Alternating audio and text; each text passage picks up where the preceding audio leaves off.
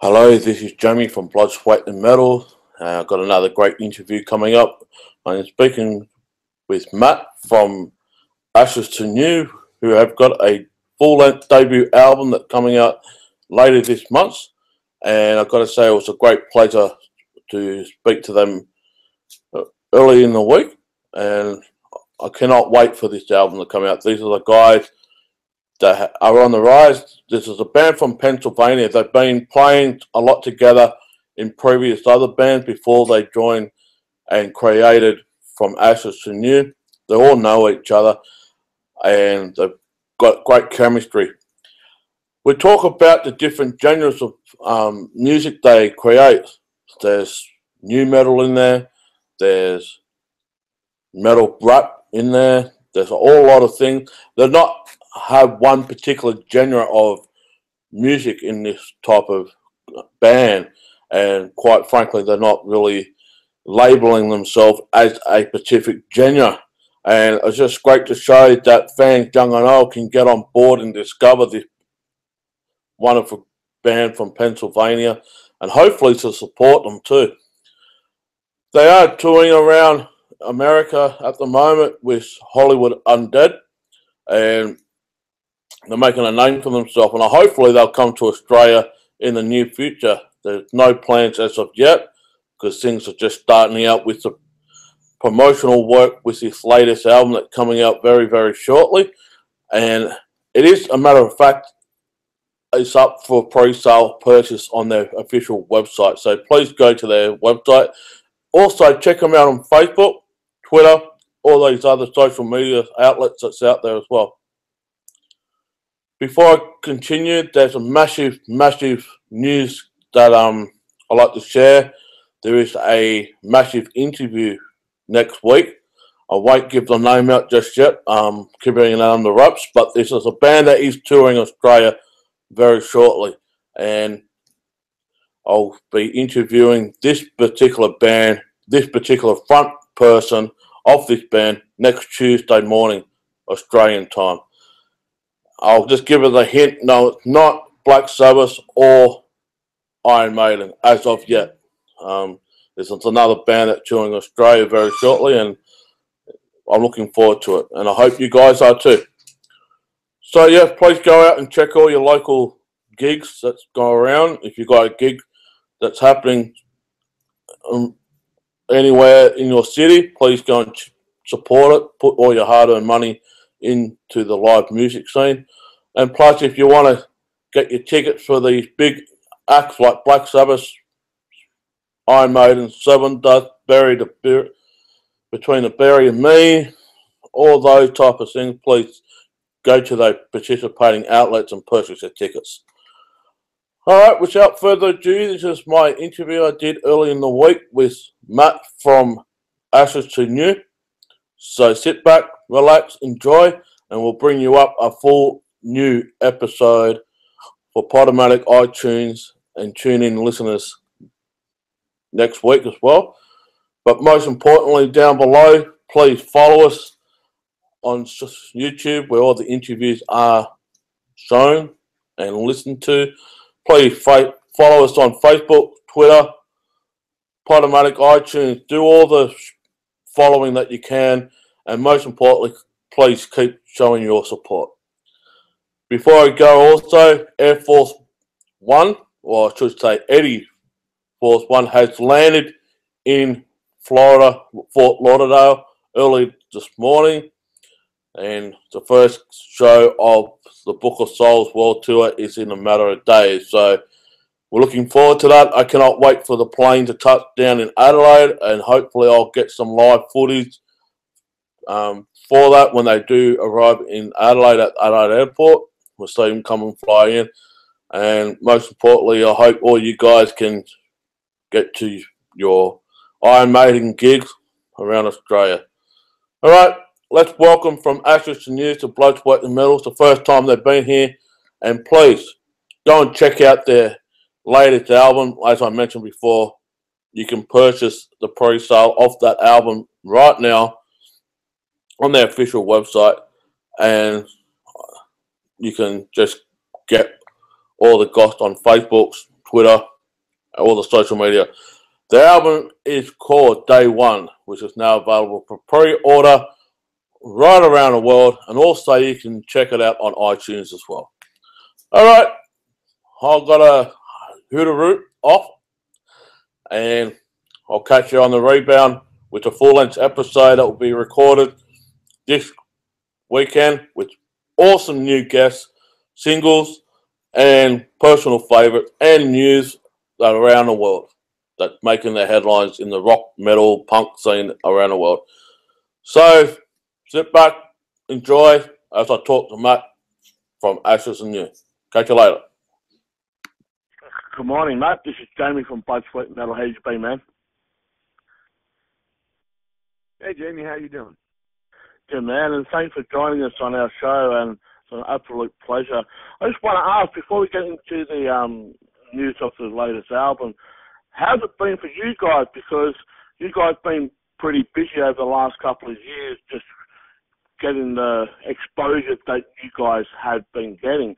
How's it been for you as a dynamic band that you are now becoming to get the word out there?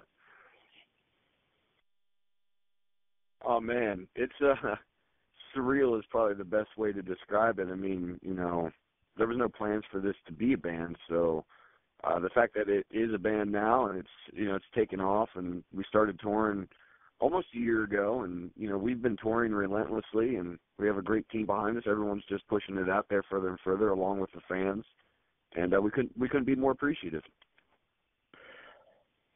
With the way that your music has transpired over the course of the year or so, how do you think your music will generate in the genre that you are given yourself into the future endeavours that you have? Like, how would you transpire your music towards the future with the younger generation picking up new material and whatnot?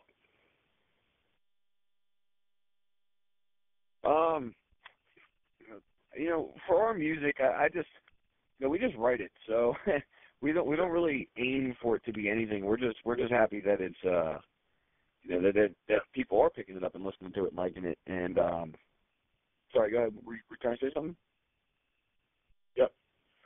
Well, with the album Day One is coming out very shortly, how long did that take for you guys to maintain the composure of that album? Because it came on the January the 7th, and the band released a new single of that day called Same Old Stories. And basically, the debut of the newest album will be released on the 26th of February.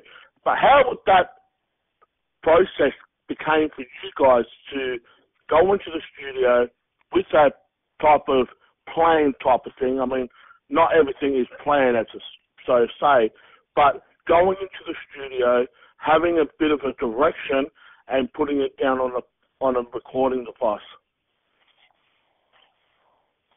Yeah, so I mean, when we went into the studio to do Day One, it wasn't too long after our self-released EP. We gained traction with our self-released EP before we were signed with a label, and we were like, oh wow, so we need to do something else. We didn't have a record deal when we started recording Day One, so we went into the studio blind, not knowing what was going to happen, if we were going to have a record deal or if we were going to do a fan-funded thing to try and release it on our own.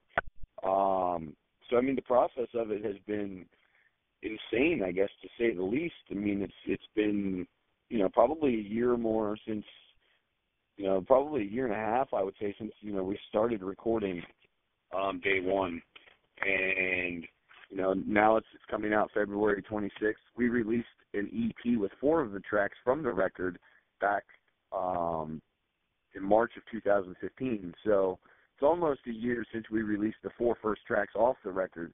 So it's coming close to 2 years since we recorded it. So we're just excited to finally get it out there.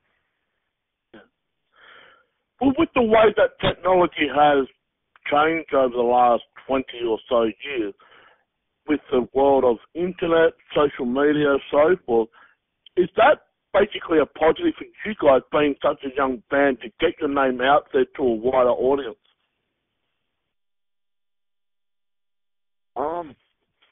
I think yes and no. I mean, I'm pretty savvy when it comes to social media, so I do know how to get us in front of the right people and the right fans and stuff that would be interested in listening to our music. I think the thing about social media and the internet these days is Napster kind of killed the rock star. There's no such thing as a platinum record anymore in the rock industry. So I think that having the internet and the social media can oversaturate the music market. There's just so many different things for people to choose from these days. It's no longer you have to go out and buy a band's whole record to get one song. You can just buy that one song. I just watched Straight Outta Compton last night. It was kind of cool watching it. Back then you could put a record out and it was channeled basically. It was a tunnel. People had to follow that tunnel to get to the music they wanted. They couldn't just go all over. It wasn't just a huge map. It was one little road that they had to go to get the music. So I think financially, back in the day, it was probably better for bands when it came down to getting your music out there and making a long career out of it. These days, I think you have to work a whole lot harder to try and get the people into that tunnel. Well, with the band as well, you guys have former members come and go. You also have session or touring members in the band. How do you maintain the chemistry? Because sometimes when a member leaves for whatever reason it may be, there is some type of chemistry a little bit missing. But when you get a new band, they've got to learn the ropes, so to speak, learn a bit of the new material, so forth. But how is it for you guys when someone has decided to leave for whatever reason to maintain that chemistry that you had? Yeah, I think that with the member changes that we have had, I think that they've been actual chemistry builders. And the reason that those members aren't part of the band anymore is, mostly by their choice, but at the same time, I think that it's because they didn't fit the chemistry of what we have going on. And I think that that's why there was a mutual decision for, them to part ways with the band. We all grew, all of us, even the members that have left, all grew up in the same music scenes together, with the exception of Lance, our new guitarist, which everyone besides myself in the band knew Lance prior to this anyway. So basically, we've all been musician friends, if that's what you want to call it. Since I can remember, starting to try and put bands together back in my local scene. So I don't think there's been any changes in the chemistry except for positive changes, and I think that it helps us grow and it helps us see the direction that we're on, and I think it also helps the other people that have left the band figure out their way in life and what direction they want to go. I think that some of it just was that touring wasn't really for the people who left the band, and they found that out by being in From Ashes to New and touring. Yeah, and one thing I really like about the new album that's coming out on the 26th of February is that you guys have been influenced by so many bands over the years, and you all blend that in together as a great recipe for this new album that's coming out. Because with all this influence from the 90s right up until now, or even before the 90s as well, a little bit of the 80s as well, it shows how much bands can transpire their testimony onto other bands for them to also put their own personal testimony out to an audience as well. Do you think that's a key ingredient, having those type of influence to impact bands like yourself, to impact others as well? I missed the question. I missed the beginning of the question there at the end. Yeah, with all the influence that you guys have over the years, like Bone Thugs and Harmony, Corns and so forth, do you think that it's important to be inspired by them to put out your own personal testimony to your own audience? Yeah, absolutely. I mean, I don't think that. I mean, I can imagine if you go way back to the beginning of time, that the first music was probably some guy smashing some sticks together and another guy probably banging something off a rock till they made a beat and said, "Oh, that sounds good." But that point forward, what that did was is it inspired people. You know, it inspired people to write something better or to write something that they took away from it. And I think that for us and having so many different influences is just it's just another way.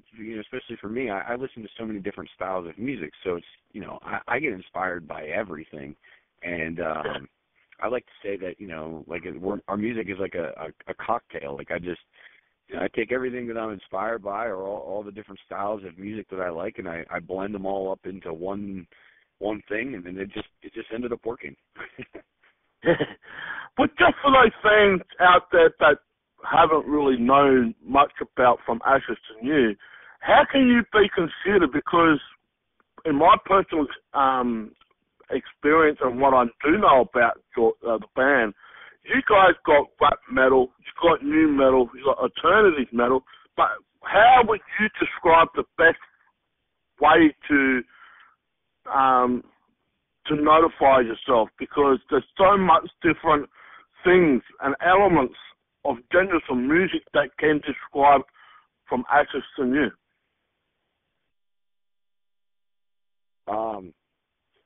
I'm not a huge fan of subgenres. I think that subgenres, over the last decade, keep getting created more and more and more and more and more. And I think every day I hear a new subgenre. And it's like, what? That exists? That's another genre of music.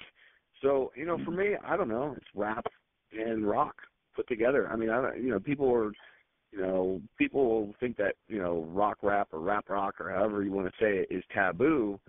But really, I mean, it's grooving beats with guitars and, rap vocals and singing vocals. So, I mean, it really is rap and rock put together. I mean, rap and metal, if you will. I mean, you can just call it rap, metal, rock twist.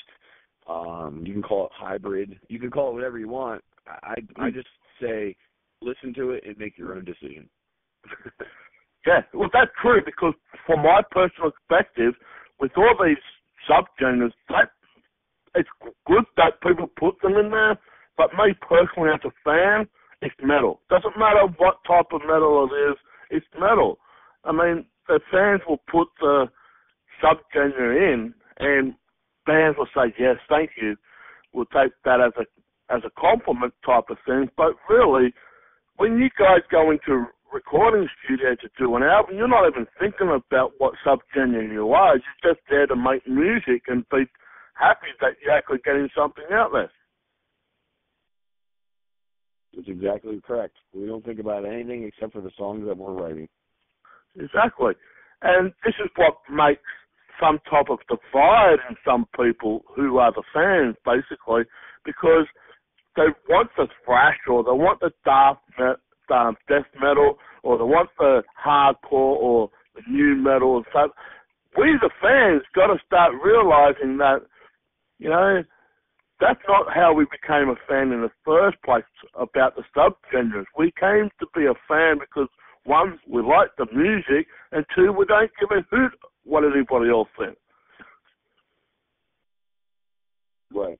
Yeah, I think that and I like to say it like this. People wonder why pop music is so big. Well, I mean, in the 80s, pop music was metal. Pop is short for popular music. It doesn't describe a actual genre. It describes what's happening in culture. And pop music is big right now. Popular music is big right now. If you want to just call it, I don't know, dance music or whatever you want to call it. But it's big because it's not divided. It's only, it's everyone listens to that particular type of music in that genre. They don't subgenre it everywhere. They call it pop. And that's how you know it. You don't know it as popcore. You don't know it as metal pop. You don't know it as dance pop. You don't know it as anything other than pop. And I think in the rock and metal industry, the subgenres have started to divide the fan bases. And the opinions are starting to fly around. Not that I don't appreciate people's opinions, because I'm all about everyone being opinionated and, believing in yourself and making your own decisions. But at the same time, I think that the subgenres have divided the rock and metal industry, and it's starting to thin out because there's just too many things to choose from now. Yep, exactly right. Well, with 2016 fast going into almost the third month of the year, what are the plans for the band in the future? Are you doing many festivals over the summer at Joy End of the World, or what's the plan for you guys? Yeah, so right now, what I can really talk about is we have a CD release show in New York City coming up on the release date of Day One, so that's February 26th. We go out starting March 5th on tour with Atreyu, Devil You Know, and Cane Hill. And then we have some festivals here in the States. We have Welcome to Rockville in Florida, Carolina Rebellion in North Carolina, WJRR Earth Day Birthdays also in Florida, Northern Invasion in Wisconsin, and I believe that's it. We have some other tours that we're getting ready to announce, nothing that I can really talk about at this point, but we've got a lot of stuff coming up for this year. We're hoping to make it back overseas to a few different countries as well, so hopefully that all comes together and just work. Just keep touring and keep promoting Day One, and hope that everything starts going the way that it's been going and keeps continuing in that direction. Yeah, and I want to say to the fans out there who are listening as well, or who are going to be listening to this interview, this is the debut album, and many will think that you guys have done many other albums before, but those were EP albums. Back in 2013, you brought out the self-titled EP, and last year you brought out Downfall, but this is your first full-length debut album. You guys must be excited what may come around the corner for you guys. Yeah, so I didn't know if I caught the year there correctly, but 2013, December of 2013 is when we released our first EP. And here we are about 2 years later, and we're finally getting the record out there, and we couldn't be more excited to finally have, as musicians and bands that we've been in, to have a first official record for all of us to say, hey, this is our record, is really exciting. And, to see how fast things have grown, to not even have a record out yet, and to just see how fast things have grown and how big things have become in a very short period of time, we can't wait to see what Day One holds. Yeah, and like I've mentioned before, the album will be released on the February 26th at all the participating record stores around Australia, and we can't wait for that to be released because I'm so excited to hear new music, and one of the best things about it is to keep my ears open and put the cotton wool in my mouth so I can listen to it properly and voice my opinion as a review for that as well. But we want to say thank you for joining us because it's come up to 20 minutes now, and I just want to say thank you for joining us, and, man, hopefully you guys can come down to Australia later in the near future. Yeah, I hope so as well, and thank you for having me. I can't wait till we can make it down there, man. It's I've just started doing this touring thing, and I just went out of the country for the very first time this year, so I'm ready to go everywhere. I'm ready to spread this thing worldwide. Yeah, well, that's the thing about being in music. You just got to get all the ears and eyes to listen to you guys. And I had a bit of discussion with someone last night about being successful. Just many bands are trying to look at being successful, but sometimes they don't get the success because that's what they only solely focused on. But if you have hard work, dedication, and commitment, all those things like successfulness and talent all comes around the corner as one big package. Absolutely. And well, I want to say thanks for joining us once again, and I cannot wait for this new album to be released, and also cannot wait for more stories to come out from you guys. Yeah, I really appreciate it, and you know, hopefully we get to talk again soon, and hopefully we get to talk about the success of day one. Yeah. Well, I cannot wait for the success that you guys can make, and hopefully it does peak up on the chart somewhere around the world, and I'll be keeping my eyes peeled for that as well. Heck yeah. Thanks a lot, man. I really appreciate it. Okay. Thanks for that.